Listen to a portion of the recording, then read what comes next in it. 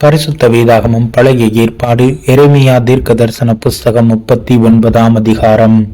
யூதாவின் ராஜாவாகிய செதேக்கியா அரசாண்ட 9ஆம் வருஷம் 10ஆம் மாதத்திலே பாபிலோன் ராஜாவாகிய நேபுகாத்நேச்சாரும் அவனுடைய எல்லா இராணுவமும் எருசலேமுக்கு விரோதமாக வந்து அதை முற்றுகை போட்டார்கள். செதேக்கியா அரசாண்ட 11ஆம் வருஷம் 4ஆம் மாதம் 9ஆம் தேதியிலே நகரத்து மதிலில் திறப்பு கண்டது. அப்பொழுது பாபிலோன் ராஜாவின் பிரபுக்களாகிய நெர்கல், சரேத்சேர், சம்கார் நேபோ, சர்சேக்கிம், ராப்சாரீஸ், நெர்கல், சரேத்சேர், ரப்மாக் என்பவர்களும் பாபிலோன் ராஜாவின் மற்ற எல்லா பிரபுக்களும் உட்பிரவேசித்து நடுவாசலில் இருந்தார்கள். அப்பொழுது யூதாவின் ராஜாவாகிய செதேக்கியாவும் சகல யுத்த மனுஷரும் அவர்களை கண்டபோது ஓடி ராத்திரி காலத்தில் ராஜாவுடைய தோட்டத்து வழியே 2 மதில்களுக்கு நடுவான வாசலால் நகரத்திலிருந்து புறப்பட்டு போனார்கள். அவன் வயல்வெளியின் வழியே போய்விட்டான். ஆனாலும் கல்தேயருடைய இராணுவம் அவர்களை பின்தொடர்ந்து எரிகோவின் சமபூமியில் செதேக்கியாவை கிட்டி அவனை பிடித்து அவனை ஆமோத் தேசத்தின் ஊரானாகிய ரிப்லாவுக்கு பாபிலோன் ராஜாவாகிய நேபுகாத்நேச்சாரிடத்தில் கொண்டு போனார்கள். அங்கே இவன் அவனை குறித்து தீர்ப்பு செய்தான். பின்பு பாபிலோன் ராஜா ரிப்லாவிலே செதேக்கியாவின் குமாரரை அவன் கண்களுக்கு முன்பாக வெட்டுவித்தான்.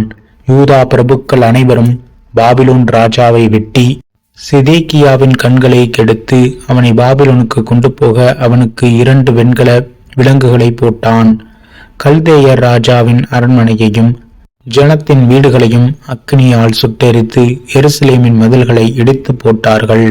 நகரத்தில் தங்கியிருந்த ஜனங்களையும் தன் பட்சத்தில் ஓடி வந்து விட்டவர்களையும் மீதியான மற்ற ஜனங்களையும் காவற்சேனாதிபதியாகிய நேபுசராதான் பாபிலோனுக்கு சிறைகளாக கொண்டு போனான்.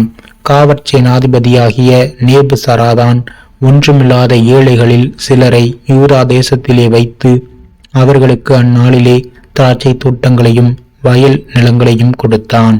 ஆனாலும் எரேமியாவை குறித்து பாபிலோன் ராஜாவாகிய நேபுகாத்நேச்சார் காவற்சேனாதிபதியாகிய நேபுசாராதானை நோக்கி, நீ அவனை அழைப்பித்து அவனுக்கு ஒரு பொல்லாப்பும் செய்யாமல் அவனை பத்திரமாய் பார்த்து அவன் உன்னோடே சொல்லுகிறபடியெல்லாம் அவனை நடத்தென்று கட்டளை கொடுத்தான். அப்படியே காவற்சேனாதிபதியாகிய நேபுசாராதானும் நேபுசஸ்பான், ரப்சாரீஸ், நெர்கல், சரேத்சேர், ரப்மாக் என்பவர்களும் பாபிலோன் ராஜாவின் எல்லா பிரபுக்களும் எரேமியாவை காவற்சாலையின் முற்றத்தில் இருந்து வரவழைத்து அவனை வெளியே வீட்டுக்கு அழைத்து கொண்டு போகும்படிக்கு அவனை சாப்பானுடைய குமாரனாகிய அகிக்காமின் மகனான கெதலியாவின் இடத்தில் ஒப்புவித்தார்கள். அப்படியே அவன் ஜனத்துக்குள்ளே தங்கியிருந்தான். இதுவுமல்லாமல் எரேமியா என்னும் காவற்சாலையின் முற்றத்திலே அடைக்கப்பட்டு இருக்கையில் அவனுக்கு கர்த்தரால் உண்டான வசனம், நீ போய் எத்தியோப்பியனாகிய எபத் மேலேக்கு சொல்ல வேண்டியது என்னவென்றால், இதோ என்னுடைய வார்த்தைகளை இந்த நகரத்தின் மேல் நன்மையாக அல்ல தீமையாகவே வரப்பண்ணுவேன். அவைகள் அந்நாளிலே உங்கள் கண்களுக்கு முன்பாக நிறைவேறும் என்று இஸ்ரவேலின் தேவனாகிய சேனைகளின் கர்த்தர் சொல்கிறார். ஆனாலும் அந்நாளிலே உன்னை தப்புவிப்பேன் என்று கர்த்தர் சொல்கிறார். நீ பயப்படுகிற மனுஷரின் கையிலே ஒப்புக் கொடுக்கப்படுவதில்லை.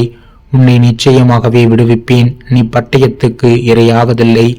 நீ என்னை நம்பினபடியினால் உன் பிராணன் உனக்கு கிடைத்த கொள்ளை பொருளைப் போல இருக்கும் என்று கர்த்தர் சொல்கிறார் என்றார்.